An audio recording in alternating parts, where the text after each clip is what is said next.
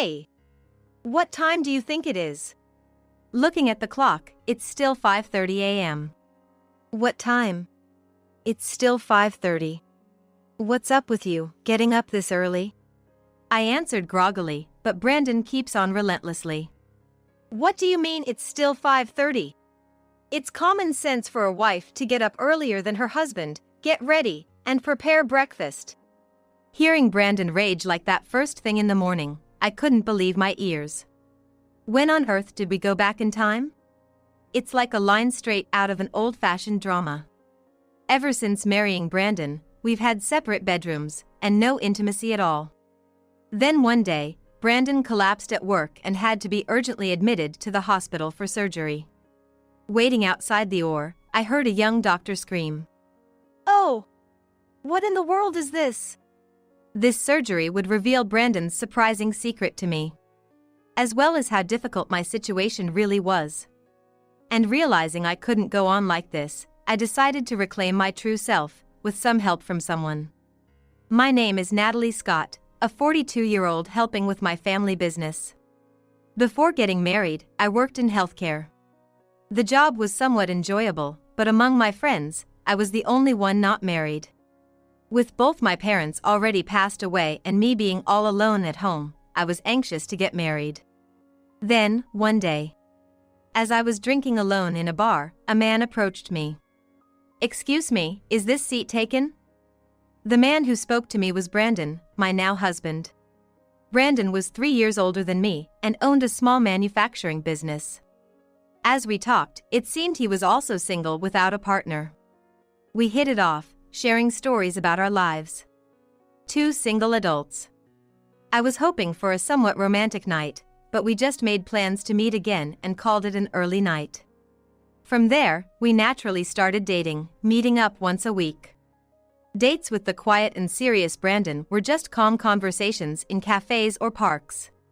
But his seemingly kind nature gradually drew me in. And then, on our third date.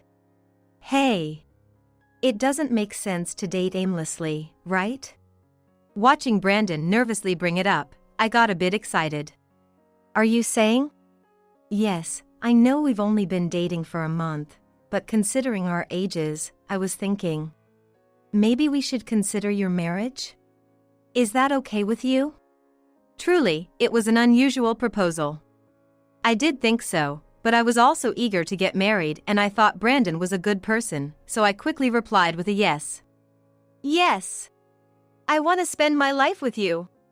As soon as I agreed, Brandon showed a broad smile, delighted by my response. Since both of us had no parents, we decided to have a small wedding and just complete our marriage registration. To help with Brandon's company, I quit my job as we got married. And so began our married life with Brandon. But it was also the start of days filled with anguish. Brandon and I had no intimate relations from the time we met until we got married. I thought Brandon was just being serious and didn't want to engage in frivolous relationships with women. I believed that once we were married, we would be able to enjoy our life together as husband and wife. That's what I believed. But on the first day of our marriage, Brandon made some unexpected rules. I'll sleep in this bedroom, so Natalie, please sleep in another room. Also, since I come home late from work, go ahead and use the bathroom first. I was surprised by Brandon's statement and asked with a tone of disbelief. Wait, does that mean we are going to sleep separately? Even though we're a couple? Even when I asked, Brandon, with an indifferent face, insisted on his point of view. I can't sleep well when someone else is in the same room. Despite feeling dissatisfied with his reasoning, I didn't want to start an argument on the first day, so I didn't say anything more. The next morning, I was startled awake by a loud voice before the alarm set for 6 a.m. went off. Hey! What time do you think it is? Looking at the clock, it was still 5:30 a.m. What time? It's still 5:30. What's going on, waking up this early? I answered sleepily, but Brandon continued without mercy. What do you mean it's still 5:30? It's common sense for a wife to wake up earlier than her husband, get ready, and prepare breakfast. I couldn't believe what I was hearing from Brandon yelling early in the morning. What era are we talking about here? It felt like a line from an old-timey drama. However, looking at Brandon's face, I saw an anger I hadn't seen before. Thinking it best not to argue, I quickly got dressed and started preparing the meal. It may be taken for granted, but even though we have separate bedrooms, we still eat together. As we sat across from each other at the breakfast table, something caught my attention. It was already July, yet Brandon was wearing a long-sleeved sweater. Thinking that I might have to prepare summer clothes for him, I asked Brandon, "I'm sorry for only having a sweater available at this time of year. Should I be preparing summer clothes for you?" At my question, Brandon started choking on his food, coughing out his response in a hurry. "No, I wear this all year round. I get cold easily. You know, with the air conditioning, it gets chilly in the upcoming season." If he really dislikes the cold, that would make sense. But there was no need for him to panic like that. Brandon's unnatural behavior left me unsure of how to respond. From then on, even though I helped out at the company in the morning, Brandon told me to come home early in the evening to prepare dinner, so I returned home early. Brandon didn't just comment on the meals, he had detailed complaints about the cleaning and laundry as well, leaving me no time to relax even when I came home early. I cleaned every corner of the house and neatly folded and put away the dry laundry. Preparing dinner and taking a shower before Brandon got home became my daily routine after we got married. Brandon is the type of husband who doesn't lift a finger at home. I understand he's busy being a business owner, but I wish he would help out with the housework a little. I think so, but even a slight complaint might set him off yelling again. While making dinner, I suddenly wondered, what did I get married for? Ever since then, our bedrooms have been separate, so there's no intimacy at all. Right now, I don't feel happy at all, even though we got married. Rather, I might have even lost sight of my true self. Thinking so, I suddenly felt overwhelmed with sadness, and tears started flowing endlessly. While I was sobbing alone, around 5 p.m., my phone rang with a call from the company. It was one of our female employees. "It's serious. The boss suddenly collapsed. We've called an ambulance, so please head to the hospital immediately." Hearing that, I was momentarily lost for words. Sensing my state, the employee calmly told me the name of the hospital. Trying to compose myself, I thanked the employee and immediately called a taxi. Upon arriving at the hospital and giving my name at the reception, I was guided to the treatment room where Brandon was. I was told to wait outside, so I sat on a chair placed in front of the door. The door to the treatment room opened, and a veteran doctor, about Brandon's age, came out. I stood up and approached the doctor. "Excuse me, I'm Natalie Scott, Brandon's wife. How is my husband's condition?" "Your husband is not in life-threatening condition, but he needs to be hospitalized immediately and requires surgery." "Really?" After greeting the doctor, I didn't see Brandon but just completed the paperwork for his admission and surgery before going home. Normally, I would have stayed with him. The doctors and nurses might think I'm a cold wife, but I couldn't bring myself to stay by Brandon's side since we weren't close. And then, on the day of the surgery, I didn't go to see Brandon before the surgery and arrived at the hospital around the time it was supposed to start. While waiting outside, I heard a young man's scream coming from the operating room. "What in the world is this? What is the doctor saying?" It must have been the assistant doctor who screamed. The young doctor seemed frightened, and the chief surgeon reassured him. Yet, the young doctor responded in a voice that sounded as if he might start trembling at any moment. "Even if you say that, it's the first time I've ever seen such an incredible tattoo. What should I do?" "Stay calm. The tattoo won't interfere with the surgery." What was all the fuss about? The loud voices were even audible outside the operating room. I remember they were talking about tattoos. The assistant seemed unreliable, but since the chief surgeon appeared competent, I waited for the surgery to end with peace of mind. A few hours later, the surgery was over, and 2 doctors came out. One was the young doctor in his mid-20s who had screamed earlier. He looked as if he had seen something unpleasant. The other was the chief surgeon, the veteran doctor I had greeted the other day. He looked disappointedly at the young doctor. The young doctor indeed looked like a well-off young man who had never faced hardships. I stood up and looked at the veteran doctor. Beside him, the young doctor looked at me, looking apologetic, and said, "I'm sorry about your husband's back tattoo." Hey! Stop that. I didn't quite understand what the two were talking about. Especially the words of the young doctor. I've been hearing about a tattoo, but what does that mean? At my question, both doctors looked surprised. We're talking about the large demon tattoo on your husband's back. It covers his entire back, you know. I couldn't hide my surprise at the young doctor's unexpected reply. So that was why Brandon kept the bedroom separate. The veteran doctor remained composed. I apologize for the disturbance. The surgery went well. Your husband is going to be fine. Can I talk to my husband now? Yes, if you could wait a moment. After waiting for a while, I was guided into the treatment room. There lay Brandon, waking up from anesthesia, dressed in a hospital gown. Noticing me, Brandon looked uncomfortable. I didn't want you to see this. Why are you here when I didn't call for you? Brandon's blunt attitude left me unable to even say well done. Maybe Brandon thought it was bad that I found out about his long-hidden tattoo. Though I couldn't see the demon on his back, his shoulder area was clearly visible through the hospital gown. But why did Brandon think he could keep such a large tattoo hidden? Curious as I was, considering it was after surgery, I thought it might be better to ask about it later and didn't inquire further.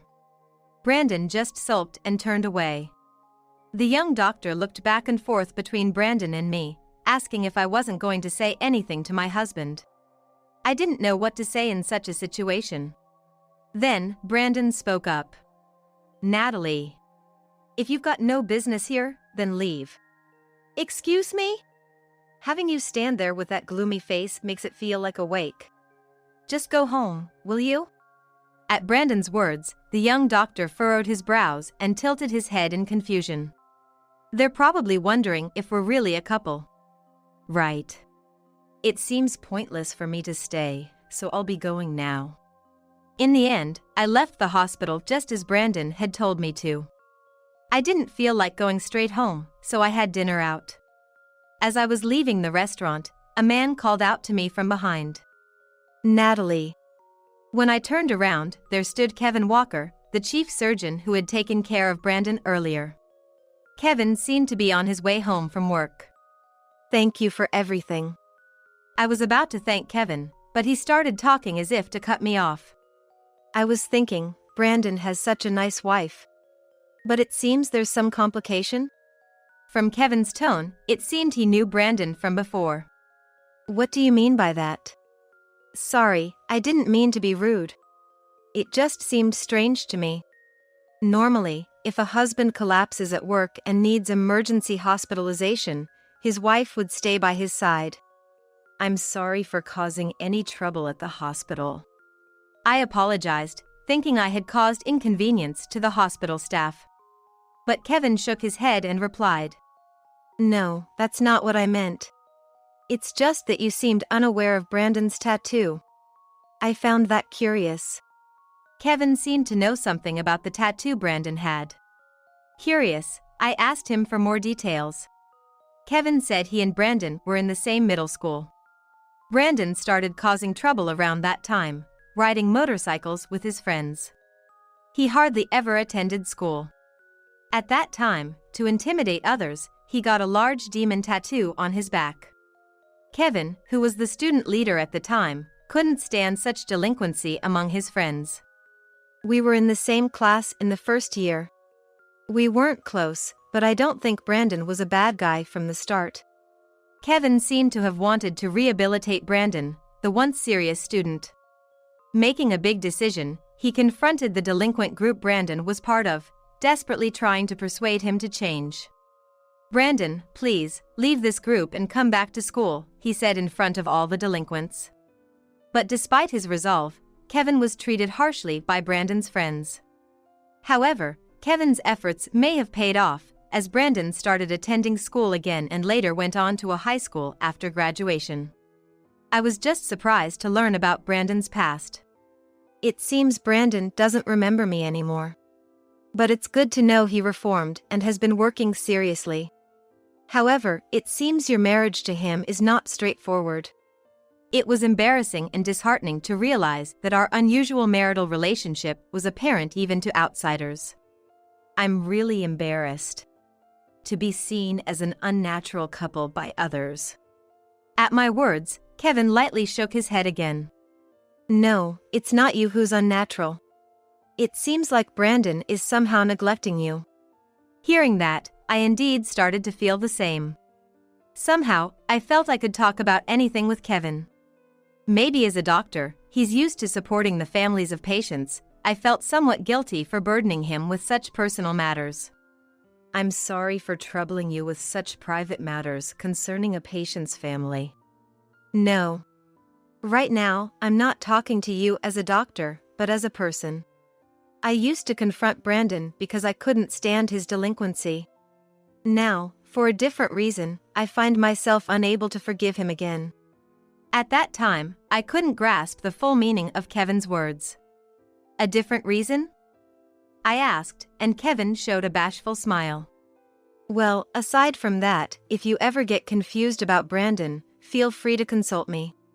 I might be able to help a little. Kevin's willingness to listen made me feel like I could talk to him about anything. He knew Brandon's past well. So, I thought if I shared my current situation with him, he might help me find a way to resolve my troubles. I told Kevin in detail about my relationship with Brandon from when we met to the present. Kevin listened intently, then frowned, looking concerned. Something's off. What was Brandon thinking when he got involved with you? I don't understand his feelings either. I answered, and tears began to well up in my eyes. Talking to someone made me realize how unsatisfied I was with the way I was living. Just leave it to me. I felt guilty for bothering someone else with my situation. But Kevin's kindness made me feel relieved and happy. I decided to try to resolve the ambiguous relationship with Brandon, with Kevin's help. The next morning, I visited Brandon's hospital room. I had heard from Kevin that his post-surgery condition was stable, so I wanted to talk to Brandon. However, Brandon wouldn't even look at me, just stared out the window. Still wanting to clarify the truth, I asked him without hesitation. Why have you been silent about this? Such a large tattoo was bound to be discovered eventually. Or did you plan to keep it hidden forever, even from your own wife? Brandon remained silent. Then, he muttered softly. I thought you would run away. Run away? What do you mean? When I pressed him, Brandon started to talk about his past relationships with women. According to him, every time he got involved with someone, the relationship would end as soon as they saw his tattoo. Brandon, who appears to be a respectable young man working earnestly. No one could possibly imagine that there's a large demon tattoo on his back. It looks as if he's part of some nefarious organization, a fearsome demon on his back. Weren't you only involved in bad activities until middle school? Why didn't you remove the tattoo when you reformed? As I pressed for answers, Brandon glared at me with fierce eyes and shouted. I didn't want to remove this tattoo, no matter what. Why? I wanted to know the truth behind Brandon's feelings, but he didn't seem willing to answer. Instead, he turned the questions on me. More importantly, how do you know about my middle school days? I never talked about that. I heard it from the person who was the student leader back then. Kevin? It seemed Brandon remembered Kevin. But knowing we had reunited, why had he remained silent? Kevin had desperately tried to reform Brandon. Kevin clearly remembered you, so why didn't you say even a word of thanks? It's thanks to him you were able to reform and become who you are today, isn't it? At my question, Brandon tilted his head. What are you misunderstanding? I decided to straighten up because a buddy of mine died in a motorcycle accident. I decided to quit riding bikes and live a straight life for his sake. This tattoo is, in a way, a keepsake of his.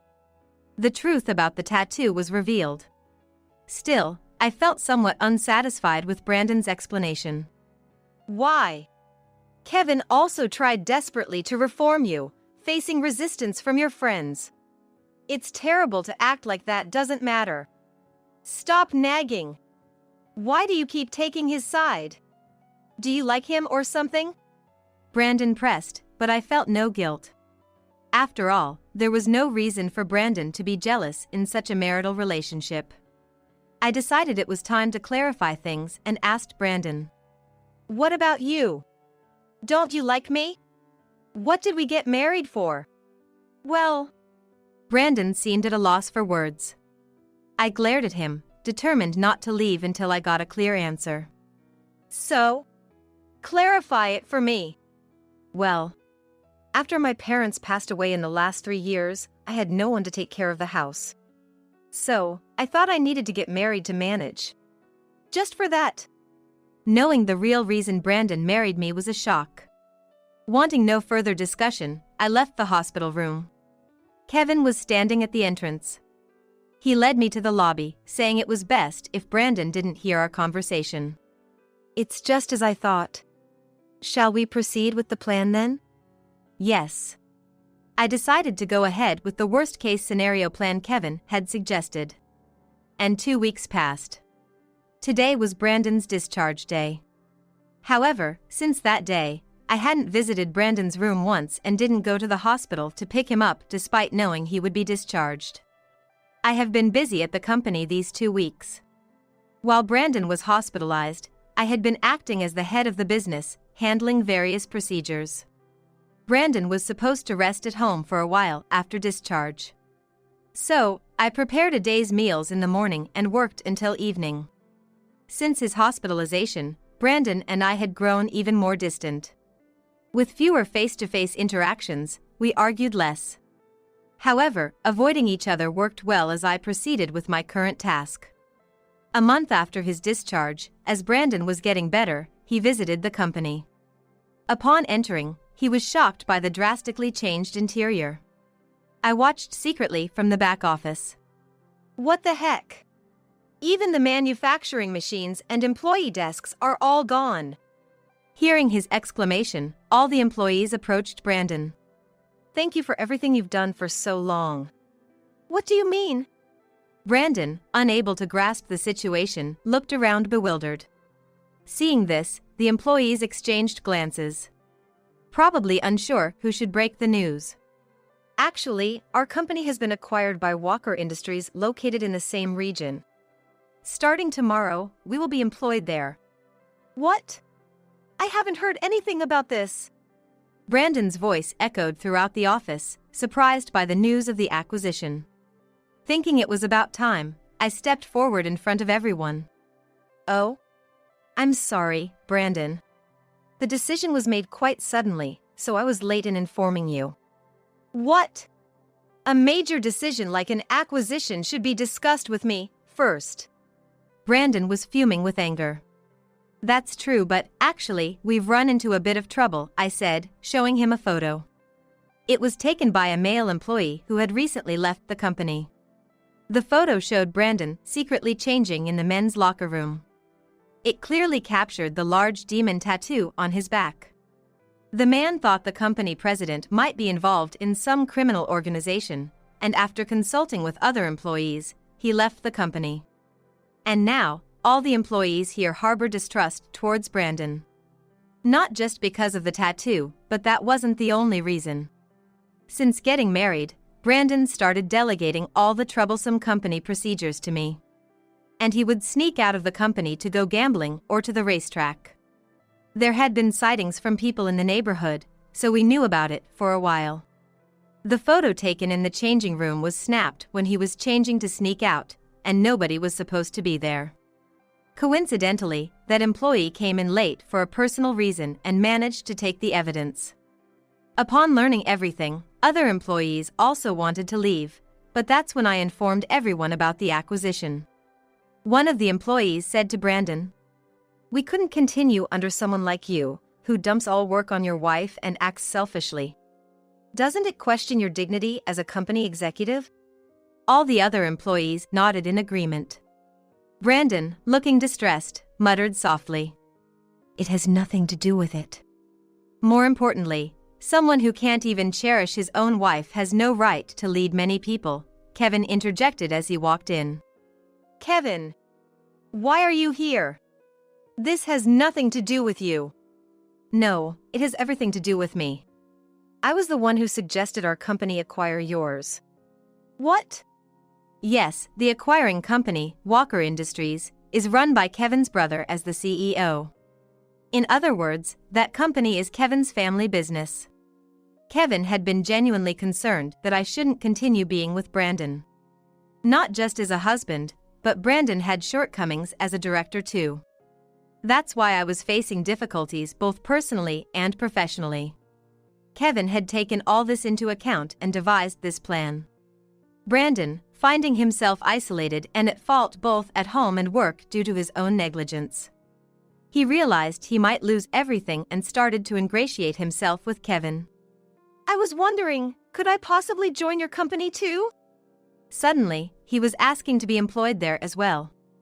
Everyone around looked at Brandon with expressions of dismay. Kevin sighed deeply and placed a hand on Brandon's shoulder. If that were the case, it would defeat the purpose of everyone here leaving this company. Besides, it's better for Natalie to be freed from you sooner.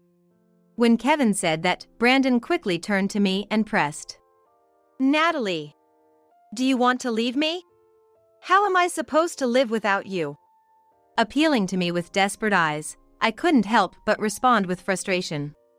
I'm not the kind of person who can continue with such a superficial marital relationship. Just so you know, I'm neither your mother nor your maid. You need to be alone for once and learn to take care of yourself. After I firmly stated this, Brandon was left speechless. I decided to deliver the final blow by presenting him with divorce papers. Also, I've decided to work as a caregiving staff at the hospital on Kevin's recommendation. I can support myself with my own earnings now. So, let's get a divorce.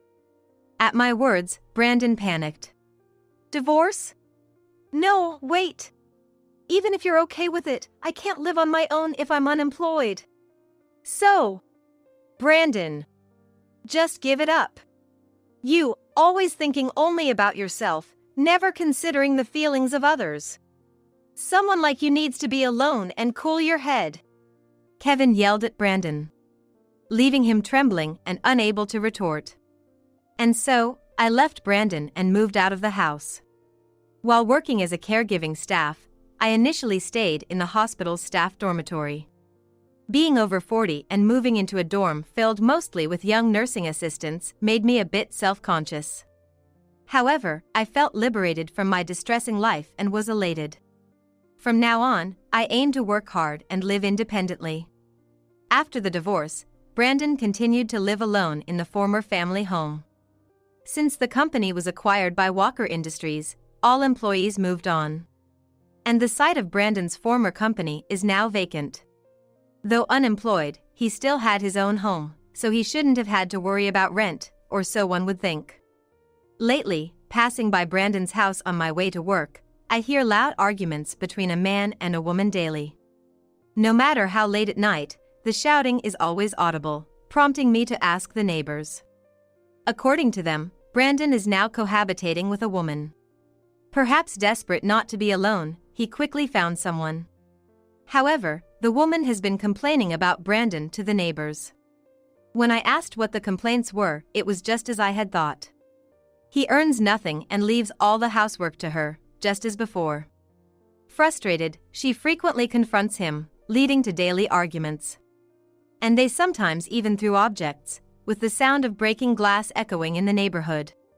It's likely that the tattoo, initially hidden, has been discovered, adding to the complaints. It seems a man like Brandon never learns, regardless of whom he is with. The neighbors are also troubled, being disturbed by the noise from Brandon's house until late every night. However, it seems that someone eventually reported the noise complaints to the police, and Brandon was ordered to leave. I heard from the neighbors that the woman he was living with broke up with him at the same time as the eviction. Interestingly, I often see Brandon wrapped in a cardboard box in the park.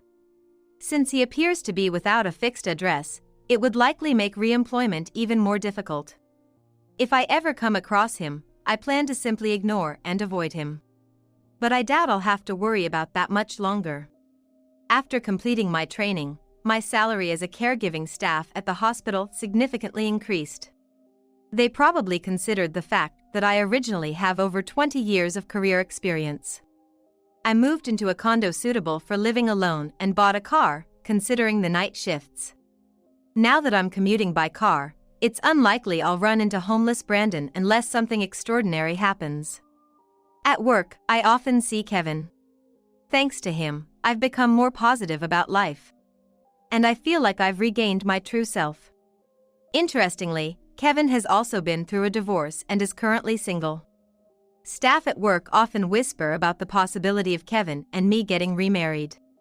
However, I'm content with my current life, so marriage doesn't seem appealing anymore. Kevin, with his carefree personality, probably feels the same. Kevin and I are quite alike. We may not become a couple, but I look forward to continuing as good friends at the same workplace. Finding a friend with whom I can discuss anything at this age